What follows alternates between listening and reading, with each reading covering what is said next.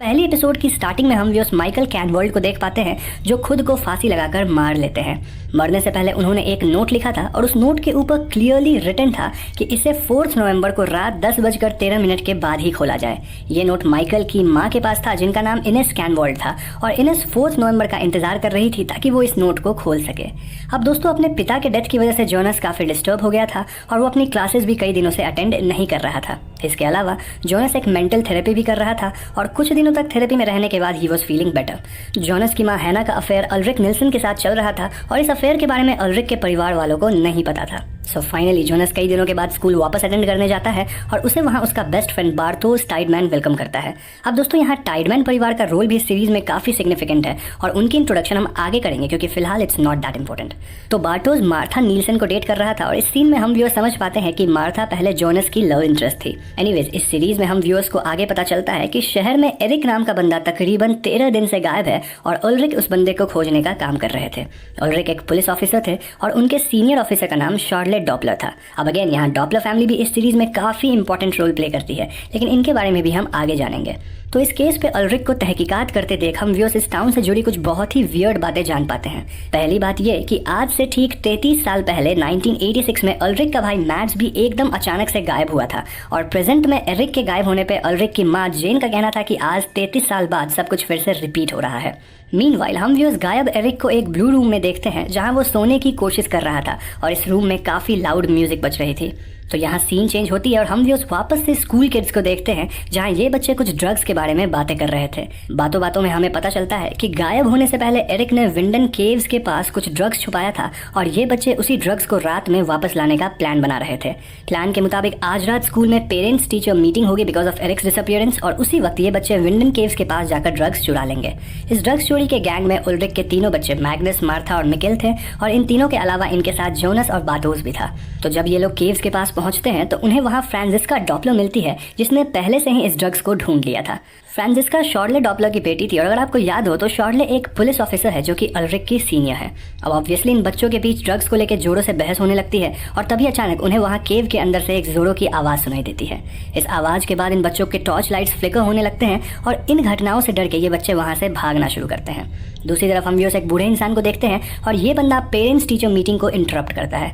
ये बूढ़ा इंसान बार बार यही बड़बड़ा रहा था कि it's going to happen again, अर्थात ये सब वापस फिर से होगा। और बातों बातों में हम व्यूअर्स को पता चलता है कि इस बूढ़े का नाम हेल्गे डॉपलर है जो कि शॉर्ले डॉपलर का फादर इन लॉ है। यहाँ सीन चेंज होकर वापस उन बच्चों पे फोकस करती है जो कि विंडन केव से दूर भाग रहे थे। इस भागम भाग में जोनस गिर जाता है और उसे वहाँ अपने डेड फादर दिखते हैं जो कि किसी तरह के इंक या फिर टार में कवर्ड थे। जोनस फौरन ही वहाँ से भागकर बाकी लोगों के पास पहुँचता है और सेटल डाउन होने पे इन बच्चों को पता चलता है कि इस भाग दौड़ के दौरान इस ग्रुप का सबसे यंग बच्चा मिकेल गायब हो चुका है। ये बच्चे फौरन ही अपने पेरेंट्स को कॉल करते हैं और उल्रिक अपने सबसे छोटे बेटे मिकेल के गायब होने से एकदम परेशान हो जाते हैं। उल्रिक एक बड़ी पुलिस फोर्स के साथ जंगल में मिकेल की तलाश करते हैं और सरप्राइजिंगली उन्हें वहाँ किसी बच्चे की लाश मिलती है। उल्रिक डरते हुए इस बच्चे का चेहरा देखते हैं एंड टू हिज रिलीफ ये बच्चा उनका बेटा मिकेल नहीं था। अब दोस्तों इस लाश की आंखें और कान पूरी तरह से जल चुकी थी और इस लाश के पास एक बहुत ही पुराना वॉकमैन था जिसमें 1980s के सॉन्ग चल रहे थे। इतना ही नहीं, इस लाश का पहनावा भी कुछ 1980s के बच्चों जैसा ही था। दूसरी तरफ हम व्यूअर्स इनेस कैनवर्ल्ड को देखते हैं और यहाँ हमें पता चलता है कि आज 4 नवंबर है, यानी कि आज रात 10:13 के बाद इनेस अपने बेटे माइकल का सुसाइड नोट पढ़ सकेगी।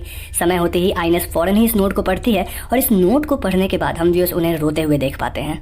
यहाँ सीन फिर से चेंज होती है जहाँ हम व्यूअर्स गायब हुए एरिक को वापस से इस ब्लू रूम में देखते हैं और एरिक की आंखों और ईयर्स को एक kind of metal ring cover कर रही थी। इतना ही नहीं, यहाँ एक बंदा था जो कि एरिक को कुछ एक्सपेरिमेंट करने जैसे चेयर से बांध रखा था और ये बंदा उसके नेक में एक कॉइन का लॉकेट बनाकर डालता है। पहली एपिसोड यहीं पे खत्म हो जाती है।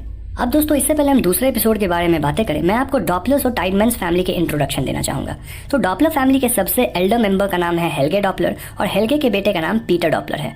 पीटर की बीवी का नाम शॉर्ले डॉपलर है जो कि एक पुलिस ऑफिसर है और इनके बच्चे का नाम फ्रांसिस्का और एलिजाबेथ है। नाउ टाइडमैन्स फैमिली में अलेक्जेंडर और रेजिना है और इनके बेटे का नाम बार्थोस है। तो दूसरे एपिसोड के स्टार्टिंग में हम व्यूअर्स देख पाते हैं कि विंडन शहर में अक्सर लाइट्स फ्लिकर करते हैं और जब भी ऐसा होता है तो कई मृत पंछी जमीन पे गिरे पाए जाते हैं। यहाँ हम व्यूअर्स उल्रिक को देखते हैं जो कि फॉरेस्ट में मिले उस बच्चे की डेड बॉडी की जांच करवाने एक डॉक्टर के पास गए थे और डॉक्टर का कहना था कि इस बॉडी के ईयर ड्रम्स फट चुके हैं। ऐसा यूजुअली तभी होता है जब किसी इंसान को बहुत तेज़ी से घुमाया जाए। और यहाँ आश्चर्य की बात यह थी कि इस बच्चे के कपड़े, शूज़ वगैरह सब 1980s के थे।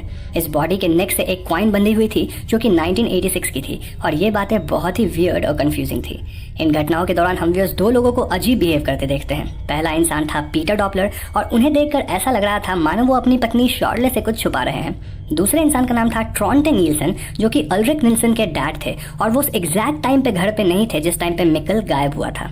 अल्रिक पर्सनली भी अपने बेटे मिकल को खोज रहे थे, और इस खोज के दौरान अल्रिक को एक दरवाज़ा मिलता है जो कि विंडन केव्स को पास वाले न्यूक्लियर पावर प्लांट से कनेक्ट करता था। अब चूंकि पावर प्लांट एक हाई सिक्योरिटी एरिया थी, अल्रिक उसके अंदर नहीं जा सकते थे, और इसीलिए वो इस प्लांट को सर्च करने के लिए एक सर्च वारंट की रिक्वेस्ट करते हैं। करंटली इस पावर प्लांट को अलेक्जेंडर टीडमैन्स मैनेज कर रहे थे, और अलेक्जेंडर की बीवी रेजिना विंडन होटल को मैनेज करती थी। आगे की कुछ सीन्स में हम व्यूअर्स अलेक्जेंडर को थोड़ा नर्वस होते हुए देखते हैं, और उन्हें देखकर ऐसा लग रहा था मानो वो किसी चीज़ को छुपा रहे हैं। दूसरी तरफ अल्रिक की सर्च वारंट की रिक्वेस्ट रिजेक्ट हो जाती है, और वो इस बात से एकदम अपसेट थे। अल्रिक अलेक्जेंडर से रिक्वेस्ट करते हैं कि वो उन्हें उसके बेटे मिकल को खोजने में हेल्प करें, और उदास होने के कारण अल्रिक अब हैना को भी इग्नोर कर रहे थे जिससे उनका अफेयर था। हैना काफ़ी कोशिश करती है कि अल्रिक के साथ वो अपने अफेयर को आगे बढ़ा सके, लेकिन Ulrich was in no mood to continue this. यहाँ सीन चेंज होकर जॉनस पे फोकस करती है, और जॉनस को अक्सर अपने पिता से जुड़ी कुछ डरावने सपने आते थे। जॉनस घर में अपने पिता के रूम में खोजबीन करता है, जहाँ उसे एक विंडन केव्स की मैप मिलती है, और इस मैप में विंडन केव्स के बारे में कुछ नोट्स लिखी थी। इन घटनाओं के दौरान हम व्यूअर्स एक अनजान शख्स को हुडी में देखते हैं जो कि विंडन केव से बाहर आया था, और इस इंसान के हाथ में एक ब्रीफकेस थी। ये इंसान विंडन होटल में जाकर एक रूम लेता है, और वो इस रूम में ढेर सारे आर्टिकल्स वगैरह लगाता है जो कि टाइम ट्रैवल से रिलेटेड थी। आर्टिकल्स के अलावा वो इस रूम में कई न्यूज़पेपर कटिंग्स भी लगाता है, और इन कटिंग्स में से एक पे लिखा था वेयर इज मिकल, अर्थात मिकल कहाँ है। ये स्ट्रेंजर वेयर शब्द को मार्कर से काट देता है, और वो वहाँ लिखता है व्हेन इज मिकल, अर्थात मिकल कब है। इस सीन के दौरान हम व्यूअर्स इस स्ट्रेंजर के कमरे में एक मशीन भी देख पाते हैं जो कि एक टाइम मशीन जैसी दिख रही थी। सेकेंड एपिसोड के कुछ लास्ट सीन में हम व्यूअर्स को पहली बार गायब मिकल की झलक दिखती है, और मिकल विंडन केव से बाहर आ रहा था। केव से बाहर आने के बाद मिकल फौरन ही अपने घर की तरफ भागता है, और इससे पहले वो अपने घर के अंदर जा पाता उसे एक हाई स्कूल किड अंदर जाने से रोकता है। इस हाई स्कूल किड का कहना था कि वो इस घर में रहता है, और शॉकिंगली इस किड का नाम था अल्रिक नील्सन। जी हाँ दोस्तों, मिकल यंग अल्रिक और उसकी गर्लफ्रेंड कैथरीना को देखता है, और उनके जाने के बाद जब मिकल वहाँ पढ़ी न्यूज़पेपर उठाता है तो उस न्यूज़पेपर में डेट थी 5 नवंबर 1986, यानी कि मिकल किसी तरह 33 साल पहले पास्ट में आ चुका है, और यहाँ वो अपने ही माता पिता से मिल रहा है जो कि उस वक्त पे एक टीनेजर थे और गर्लफ्रेंड बॉयफ्रेंड थे। एपिसोड 2 यहीं पे खत्म हो जाती है। अब दोस्तों, इससे पहले हम थर्ड एपिसोड की कहानी जाने, मैं आपको इन 4 फैमिलीज के बारे में फिर से बताऊंगा, क्योंकि यहाँ की टाइमलाइन 2019 नहीं बल्कि 1986 है, और ऑब्वियसली 1986 में इस फैमिली में अलग अलग मेंबर्स रहे होंगे। तो सबसे पहली फैमिली है नील्सन फैमिली, जिसमें जेन और ट्रॉन्टे नील्सन है। इनके 2 बेटे हैं जिनका नाम है अल्रिक और मैड्स। मैड्स फिलहाल मिसिंग है, और ये मिसिंग इंसिडेंट 2019 वाली मिसिंग इंसिडेंट से मिलती जुलती है। दूसरी फैमिली है टीडमैन फैमिली, और इस फैमिली में ईगॉन सबसे एल्डर मेंबर हैं। Egon is a police officer, और उनकी बेटी का नाम क्लॉडिया है। दोस्तों, यहाँ क्लॉडिया के हस्बैंड की कोई जानकारी नहीं दी गई है, लेकिन क्लॉडिया को एक बेटी जरूर है जिसका नाम रेजिना टीडमैन है। तीसरी फैमिली है कैनवोल्ड फैमिली, और इस परिवार में सिर्फ आइनेस कैनवोल्ड है जो कि एक ऑर्फन है। अगर आपको याद हो तो आइनेस कैनवोल्ड जॉनस कैनवोल्ड की ग्रैनी थी इन द ईयर 2019। चौथी फैमिली है डॉपलर फैमिली, और इस फैमिली के मेन मेंबर हैं बर्न डॉपलर, जिसके बेटे का नाम हेल्गे डॉपलर है। तो तीसरी एपिसोड के स्टार्टिंग में हम व्यूअर्स मिकल को देखते हैं जो कि समहाउ टाइम ट्रैवल करके 1986 में पहुंच गया है, और वो वहां अपने ही परिवार के लोगों से मिलता है जो कि 33 इयर्स यंग थे। कोई भी मिकल को पहचान नहीं रहा था, क्योंकि 1986 में तो मिकल का जन्म भी नहीं हुआ था, और मिकल खुद इन बातों से एकदम कंफ्यूज था। मिकल फौरन यहाँ से भागकर अपने स्कूल की तरफ जाता है, जहाँ उसे अपनी माँ कैथरीना दिखती है। Just that Katharina 33 years young थी, और वो अभी एक स्कूल स्टूडेंट ही थी। कैथरीना और हैना फ्रेंड्स थे, और कैथरीना अल्रिक को डेट कर रही थी। यहाँ हम व्यूअर्स देख पाते हैं कि हैना सीक्रेटली अल्रिक को पसंद करती थी, और वो थोड़ी ईविल टाइप की लड़की थी। Anyways, Mikal was still confuse, और वो दोबारा भागकर पुलिस स्टेशन जाता है, जहां उसके हिसाब से उसके डैड अल्रिक काम करते हैं। लेकिन दोस्तों, ये साल 1986 था, और यहाँ पुलिसमैन थे ईगॉन टीडमैन, जो कि यंग अल्रिक से नफरत करते थे। ईगॉन के हिसाब से मैड्स के गायब होने में उसके भाई अल्रिक का ही हाथ है, और उन्हें शहर में हो रहे अजीब घटनाओं के बारे में कुछ समझ नहीं आ रहा था।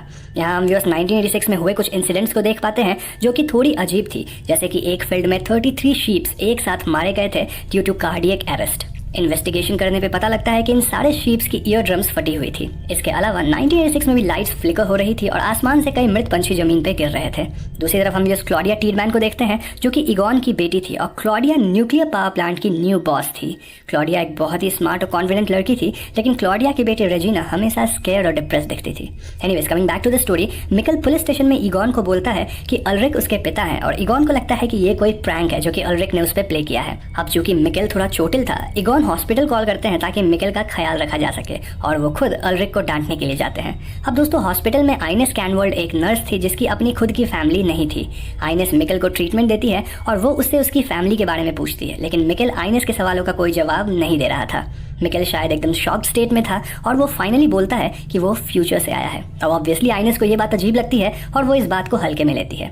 दूसरी तरफ हम क्लॉडिया को देख पाते हैं और क्लॉडिया न्यूक्लियर पावर प्लांट की बॉस बनने के बाद अपनी फर्स्ट डे के लिए काफी एक्साइटेड थी। हेल्गे डॉपलर, जो कि पावर प्लांट ओनर का बेटा था, वो क्लॉडिया को एक बुक गिफ्ट करता है जिसका नाम था ट्रैवल थ्रू टाइम। अब जिस तरह 2019 में उल्रिक और हैना के बीच अफेयर चल रहा था, ठीक उसी प्रकार 1986 में उल्रिक के डैड ट्रॉन्टे और क्लॉडिया के बीच में अफेयर था।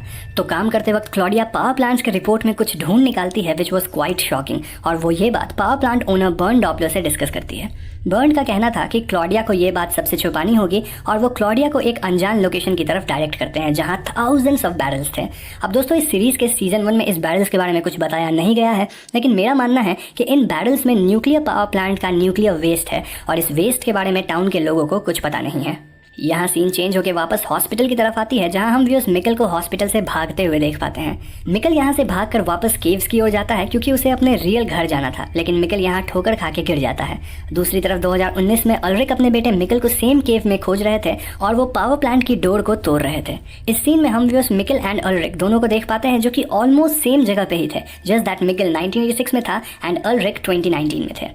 इन सब के अलावा हम व्यूअर्स छोटी शॉर्टले को भी देख पाते हैं जो कि अक्सर मरे हुए बर्ड्स को कलेक्ट करती थी।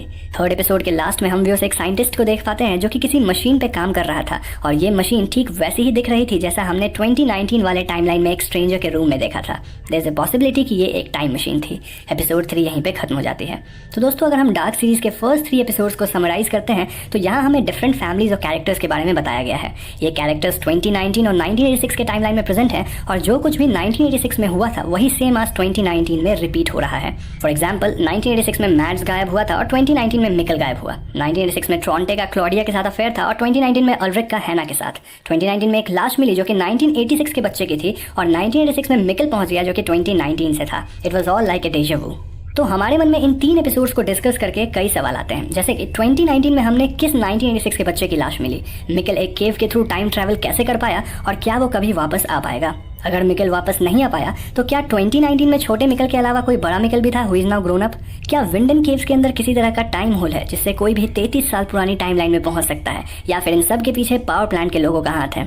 विंडन शहर में मृत पंछी क्यों पाए जाते हैं और यहाँ पे अक्सर लाइट्स फ्लिकर क्यों करती है? ट्रस्ट मी दोस्तों, यहाँ पे हमारे पास कई सवाल हैं और हालांकि इन सारे सवालों का जवाब तो हमें सीजन 1 में नहीं मिलता है, लेकिन आप कई सवालों के जवाब को मेरी आने वाली वीडियोज में जान पाएंगे। मैं आप सभी को एक बार फिर से याद दिला दूं कि मैं इस सीरीज पे 3 एपिसोड्स लाऊंगा और मैं अपनी समझ के मुताबिक आपके सारे सवालों का जवाब देने की कोशिश आने वाले एपिसोड्स में करूंगा। मीनवाइल, अगर आपके मन में पहली 3 एपिसोड्स को लेकर कोई डाउट है तो आप मुझसे कमेंट सेक्शन में अपनी डाउट जरूर क्लियर करवा लीजिए। एक और बात यह है कि आने वाली अगले एपिसोड्स और भी ज्यादा कॉम्प्लिकेटेड और बहुत ही ज्यादा माइंड ब्लोइंग होने वाली है। तो अगर आप इस वीडियो को एक बार देखकर नहीं समझते हैं तो try to watch it again और इस वीडियो को तब तक देखिए जब तक आप हर एक पॉइंट्स को ढंग से समझ नहीं पाते हैं। वीडियो पसंद आई हो तो